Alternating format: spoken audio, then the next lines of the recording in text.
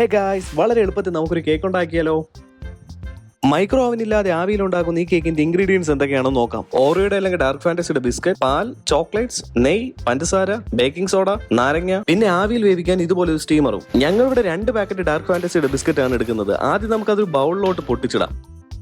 ഇനി ഒരു സ്പൂണോ നൈഫോ യൂസ് ചെയ്ത് ബിസ്ക്കറ്റിനുള്ളിലെ ക്രീം നമുക്ക് സെപ്പറേറ്റ് ചെയ്യാം. പിന്നീട് മിക്സിംഗ് ടൈമിൽ ഈ ക്രീം നമുക്ക് യൂസ് ചെയ്യാം. ക്രീം സെപ്പറേറ്റ് ചെയ്ത് വെച്ചിരിക്കുന്ന ഈ ബിസ്ക്കറ്റ് എല്ലാം ഒരു മിക്സിയുടെ ജാറിലിട്ടിട്ട് നമുക്ക് നന്നായിട്ടൊന്ന് പൊടിച്ചെടുക്കാം.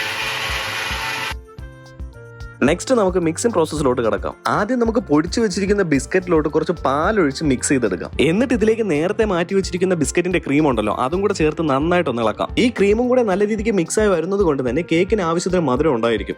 അതുകൊണ്ട് തന്നെ ഞങ്ങൾ അഡീഷണൽ പഞ്ചസാര ഈ ഒരു മിക്സിൽ ചേർക്കുന്നില്ല. നിങ്ങൾക്ക് കൂടുതൽ മധുരം വേണമെന്നുണ്ടെങ്കിൽ ഈ ബാറ്ററിലോട്ട് കുറച്ച് പഞ്ചസാര പൊടിച്ച് ചേർത്താൽ മതി. അവസാനമായി ഇതിൽ കുറച്ച് ബേക്കിംഗ് പൗഡർ കൂടെ ചേർത്ത് കൊടുക്കണം. ഞങ്ങളുടെ ബേക്കിംഗ് പൗഡർ ഇല്ലാത്തത് കൊണ്ട് കുറച്ച് ബേക്കിംഗ് സോഡയും നാരങ്ങാ നീരുമാണ് ചേർക്കുന്നത്.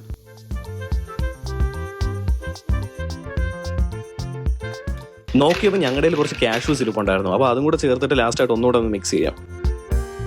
അങ്ങനെ ഞങ്ങളുടെ കേക്കിന്റെ ഫൈനൽ സ്റ്റെപ്പിലോട്ട് കടക്കുകയാണ് സുഹൃത്തുക്കളെ. നമുക്ക് ആദ്യം ഗ്യാസ് ഓൺ ചെയ്ത് സ്റ്റീമറിൽ കുറച്ച് വെള്ളം ചൂടാക്കാൻ എടുത്തു വയ്ക്കാം.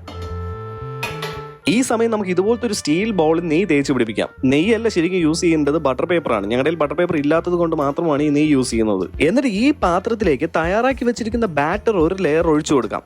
ഈ ലെയറിന് മുകളിലായിട്ട് ചോക്ലേറ്റ്സും ഒരു ലെയർ സെറ്റ് ചെയ്യാം. എന്നിട്ട് അതിന് മുകളിലായിട്ട് വീണ്ടും ബാറ്റർ ഒഴിച്ച് ലെവൽ ചെയ്തെടുക്കാം. ഇതിന്റെ പുറത്ത് കുറച്ച് കാഷ്യൂസും കൂടെ ഇട്ട് കൊടുത്തതായി ഈ ഒരു ലുക്കിൽ നമുക്ക് കാണാൻ പറ്റും. ഇനി ഇതിനെ ഒരു 20 to 30 മിനിറ്റ് സ്റ്റീമറിൽ ഇറക്കി വെച്ച് ലോ ഫ്ലെയിമിൽ നമുക്ക് സ്റ്റീം ചെയ്തെടുക്കാം.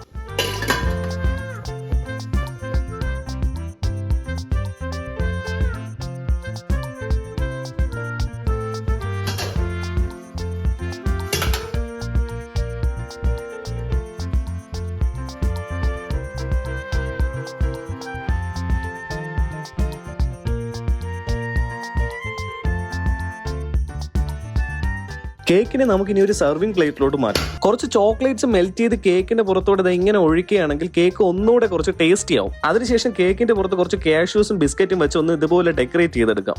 അപ്പോൾ ഇതാണ് ഞങ്ങളുടെ കേക്കിന്റെ ഫൈനൽ ലുക്ക്. നമുക്കിനി ഇതൊന്ന് ടേസ്റ്റ് ചെയ്ത് നോക്കാം.